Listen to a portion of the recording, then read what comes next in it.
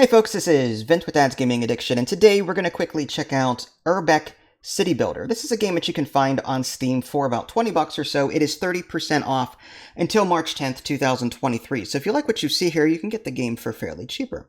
So based on my playtime with this is a cross between a city builder and a puzzle game with Rise of Industry style art and graphics and UI. Rise of Industry, like when I loaded up the game and I saw the UI and the buttons and the way the different, buildings were laid out, I'm like, this looks very familiar. And then I saw Rise of Industry for free on Epic. I'm like, oh, that's where I saw this from. So this game, borrows a little bit of art style from that, but it's not a bad thing. So Urbek City Builder is like SimCity in the sense that you'll be building a city. However, you're not going to be placing residential zones and commercial zone and industrial zones down. Rather, you're placing down individually named buildings, and those buildings can be upgraded if you satisfy certain conditions. The puzzly part kicks in because in order to upgrade these buildings, kind of like in, say, the Caesar series, you need to make sure that there is adjacency that is satisfied. Like this house, before it'll upgrade, needs to be next to this, this, and this, and this, or at least within the radius of this, this, and this, in order to be satisfied, and then it'll upgrade to the next thing. So, it's puzzly in the sense that you do have to think about your placement in order to get the most out of what you're trying to do. So here's a look at the main menu options really quick. Just pause if you want to see any of this in greater detail. There's mods, should you want to activate those. If you want to unlock all the biomes from the start, you can totally do that. But you typically start with the temperate biome, and then you unlock more as you go. But yeah, there's also some other mods that I've not played around with. There's also, what's cool, whenever you start a new game, there's on the very bottom middle, it's called Edit Map. That will take you to a map editor, and you can actually change your map. And then when you're done, you leave it, and then you load your save, and then it starts regularly. There's no button in the map mode to say, I'm ready to play now. No, rather you have to save and quit and then reload the map, and now you're in the game. It took me a minute to figure out, but it actually says it on the tooltip down there. But long story short, new game, you can enter your city name. There's the different biomes here, but like I said, unless you have activated that mod, you'll start at temperate and work your way up. There is a war DLC. I do own it as well, but I've not tried it. Maybe I'll feature that in a future video. Essentially, you're building a city while you're being bombed, and you have to build protection buildings. I'm afraid to try it because I'm still trying to master the core game. But I did get a press key for it, so at some point I will check out the war mode. But yeah, that is a separate DLC purchase that you'll have to make. Map size, starting resources, sea, river, types of terrain, mods, and so on. Like I said, you can just hit Edit Map. And I'll show you that real quick, just to show you what that looks like. So here's this, right? And there's a lot of buttons, but mainly you're concerned with the ones on the very bottom middle. There's water, for example. So I can, let's make it a 5x5, and I can create a lot of water if I want to. Or if I want to get into trees, I could totally do that. Or snowy pine, you get the idea. Iron ore. Obviously, I'm not going to be using this map, but you get the idea. Once you're done with this, you can save it and then go back to the menu and then load it, and then that's your new map. So you get the idea. You can create your map from here, make it how you like, but I'm not going to save it now. So I am going to load up my other game, Unnamed City. I thought I did name it, but okay. Okay, so like I said, a lot of this is like adjacency, focused, where you're trying to get things next to other things. If you click on a thing, on the left-hand side, it'll tell you Village House. And I know there's a lot of tooltips there, but you can see it produces 14 shovel or workforce. It consumes food and electricity, and it needs certain things in order to be there in the first place. Like, you just can't put buildings down anywhere, at least not all buildings. Some buildings require, oh no, do you have this nearby? No? Well, then you can't put it down. Or, on the other hand, do you have at least 2 of these things nearby? Yes, I do. Oh, now I can place it. That's kind of what these different buildings have going for it. Interestingly, on the very bottom of this tooltip is Upgrades To, and it'll say Wealthy Village House. So if I want to see the requirements, I click on that little link, Upgrades To, and you can see I need 1 or more food services in a 5 radius. Right now I have 0. I also need 1 or more leisure in a 5 radius to upgrade this to that particular house. But there's also wealthy suburban house. So these houses can be upgraded in a variety of ways, depending on what's near them. So that's interesting. Let me actually turn down the master. That's kind of loud. Okay, so there's that. That's the whole adjacency I was talking about. Upper right-hand corner of the UI are the different resources. These are not all of them. You unlock more as you play. For example, the tooltip clearly says there are resources you have not yet unlocked. But you start with food, typically, and you build farms and housing. Housing gives you work, so you need workforce. Over time, you'll get skilled work, and you have to upgrade houses to a certain level to get that skilled work, because that is necessary for certain buildings that you construct. And then wood, by placing woodcutters next to these trees, like here's a lumber camp. I call them woodcutters, but lumber camps, you get the idea. So as long as they're within a radius of these trees, and yes, you can freely demolish if you need to, but there's that. There's iron and energy and different things like that. And I love that the tooltip tells you the income and expense of where these things are being produced and where these things are being consumed. I love that.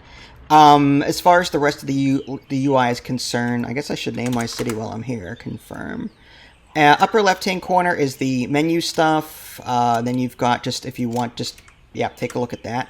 It's just the hide show UI is you. Activate or deactivate the strategic layer. So if you want to see like resources on the map. The only thing I don't like about this is that there's no key. It's hard to tell. Like, I'm guessing it's based off of the upper right-hand corner there, but sometimes the colors are hard to make out, especially for colorblind people. I'm not colorblind, but I'm just saying I play a lot of board games and some people have trouble with colors. So it'd be cool if the symbols were on this as well to help colorblind people. Anyway, achievements, or minimap rather, bottom right-hand corner is closest tutorial. But there is a minimap on the bottom right I can activate if I want to. That's what this button is. This one is policies. Over time, you'll unlock a building that you can put down, and you can activate various policies. And typically, it's like, you get this, but you have to give up this. It's city skylines policies where you could get these extra monies, but you typically have to pay more power, or people are unhappy, or something or other. So you find the policies that you want to activate, and you can activate them. So there's that. Achievements. So the way the scenarios work is that in the very beginning of the scenario, you are presented with like 3 paths, I think. There's like a productivity path, there's a wealthy path, and something else I don't remember. Whenever you satisfy one of those 3 things, you are locked on that path for the rest of the scenario. I just happened to produce enough to complete the productivity 1 out of 8 goal. So now I'm on this productivity path, and now I cannot change that. It's kind of weird. I wish I could actually physically choose which path I want to go for. I mean, I guess you could, really look at these achievements or these objectives, and I need to avoid doing this so I don't complete this so I can get this instead. That's that. So that's how that works. You're trying to complete these goals / achievements here. Lastly, there's a Urbekopedia, where you can learn all about different roads and, other things that you may not understand, or, as you can see, the list is very extensive. Read that here if you want to learn about them, and the tooltips pop up on the left. Bottom, middle, you've got your roads, and again, keep in mind things unlock over time. You can put down basic housing. Housing is just as simple as dragging, a grid and doing something like this. Now, houses will tell you how many distance to roads they need. So this one needs 3 squares. So 1, 2, 3. It just makes it. If I were to put a 4th one out here, I doubt it would work. Poor suburbs and square condominium unlocked. Okay. Yeah, certain things are unlocked by increasing your population or what have you. Okay, so you've got houses, you've got different kinds of, there's fields, farmhouses, tenant farmers. They all do different things. Some give you food, some boost farms, some give you housing that people prefer to be next to farms, grain silos, this produces and stores things, that's what this is, but I have to upgrade them for my next goal, which is interesting. I need logistics as well in order to upgrade this. So I need to figure out what logistics are and go from there. There's mini markets, local markets, neighborhood council. I think the council is how you enacted policies. If I want a fish market, I need 10 fisherman house. So I would have to look at the housing, click on the fisherman link, and see what that they would need in order to... I'm assuming near water, if I had to guess. So here's the house. It's suburban right now. Upgrades from... We start with a wooden hut, I believe. And is there... Yeah, fisherman's house. 1 or more dock in a 6 radius. So I need to find docks. I have one here.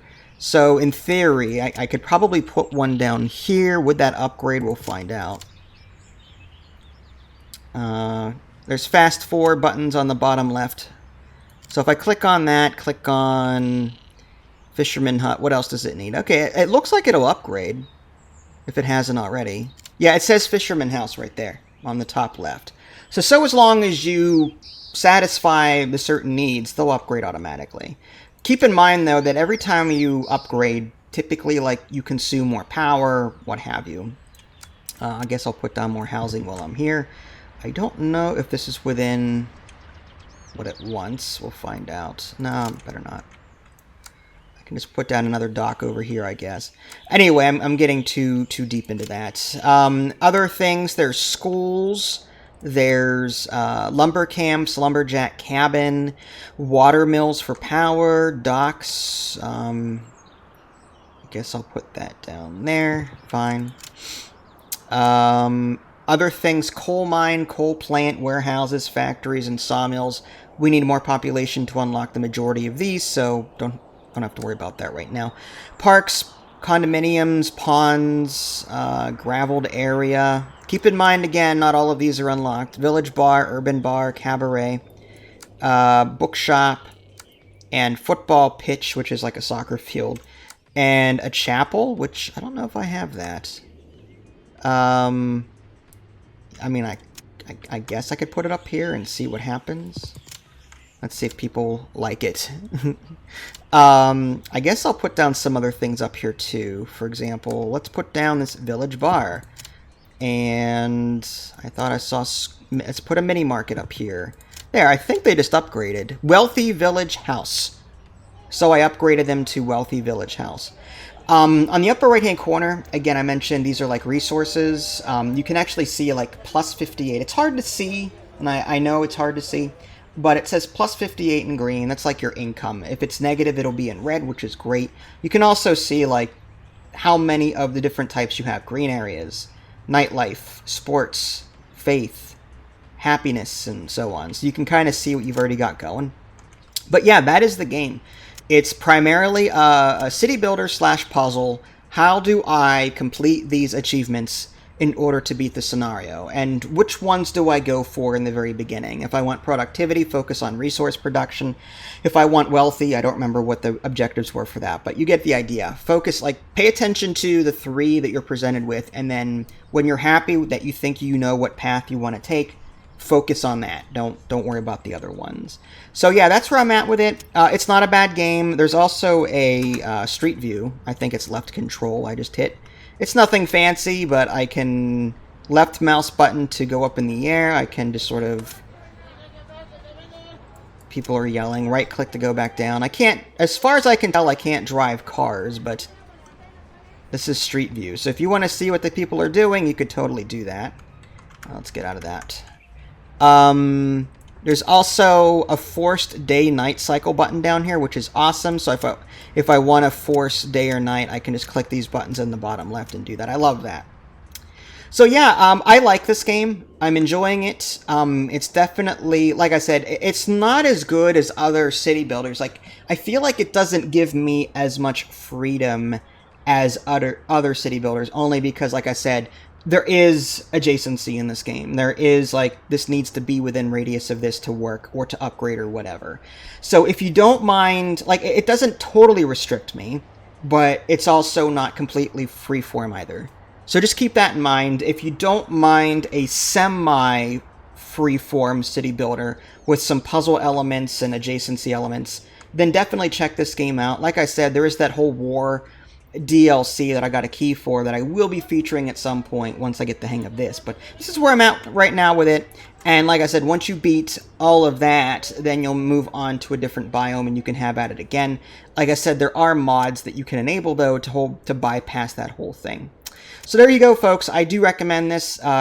Decent, not like earth-shatteringly detailed. Like, it's no SimCity Societies from way back in the day. But as a, you know, on sale right now at $13, I would buy it. $20, I would say wait for like a 30 to 50% off sale, and then definitely grab it then.